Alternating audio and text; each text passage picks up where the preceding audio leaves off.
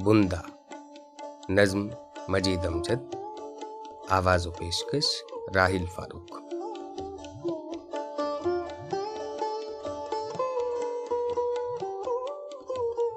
काश मैं तेरे बुने गोश में बुंदा होता,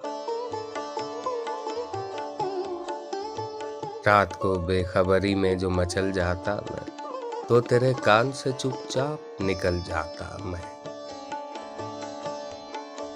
सुबह को गिरते तेरी जुल्फों से जब बासी फूल, मेरे खो जाने पे होता तेरा दिल कितना मलूल। तू मुझे ढूंढती किस शौक से घबराहट में, अपने महके हुए बिस्तर की हर एक सिलवट में। जो ही करती तेरी नर्म उंगलियां महसूस मुझे, मिलता उस गोश का फिर गोशाए मानूस मुझे। कान से तू मुझे हरगिज न उतारा करती, तू कभी मेरी जुदाई न गवारा करती। यूं तेरी कुर्बते रंगी के नशे में मदहोश, उम्र भर रहता मेरी जान मैं तेरा हल्का बगोश।